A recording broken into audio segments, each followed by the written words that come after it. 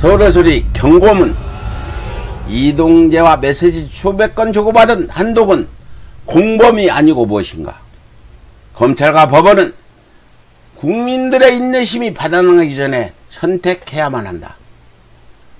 서울중앙지검 검언유착 검찰 수사팀이 피의자 한동훈과 이동재 사이에 오간 카카오톡 메시지가 한두 건도 아니고 무려 수백 건이 넘는다는 사실을 이미 파악했음에도 불구하고 정작 검언유착을 입증하는 증거로 활용하지 못한 사실이 밝혀져 국민들의 거센 공분을 사고 있습니다.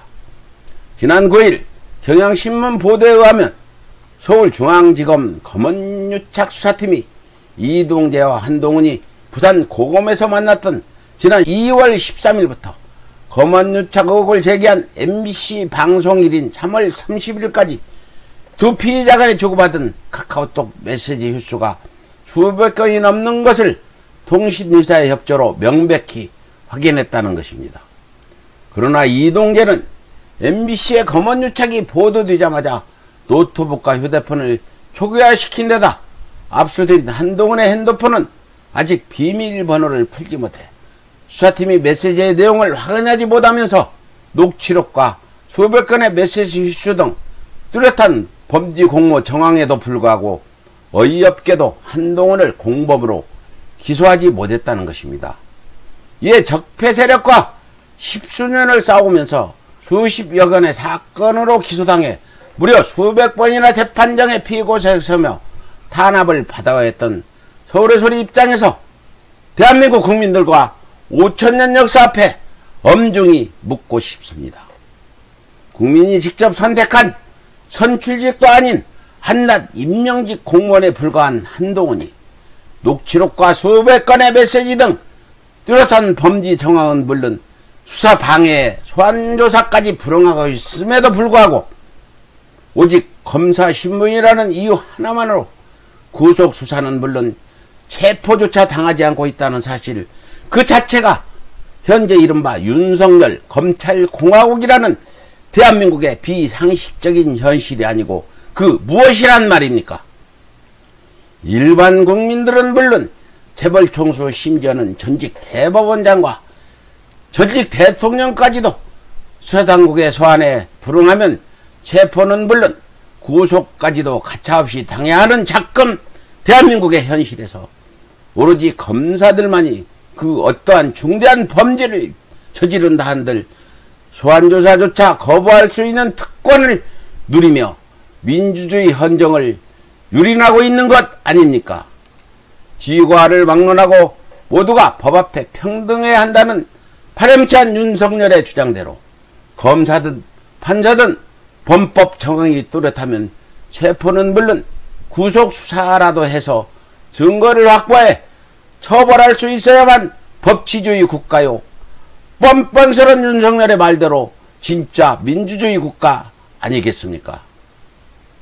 그런데 한동훈은 녹취록이란 명백한 증거는 물론 이동재가 취재원을 협박하는 동안에는 무려 수백 건의 메시지를 주고받은 뚜렷한 공모 정황이 있는 데다 이제는 소환조사를 거부하는 것도 모자라 압수된 핸드폰에 비밀번호를 알려주지 않고 증거인멸을 하며 누가 보더라도 뻔한 거짓말로 시종일관하고 있는데 이런 파렴치한 피의자를 구속수사하지 않는다면 대한민국 그 누가 검찰의 기소와 법원의 판결을 순순히 인정하고 받아들일 수 있단 말입니까?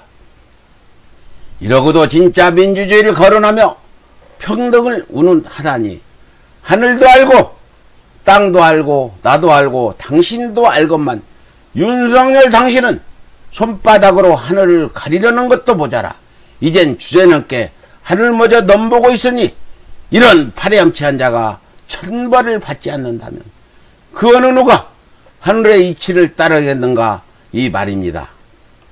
이에 대한민국 민주주의를 사서여 국민된 도리로서 사법당국에 엄중히 경고합니다.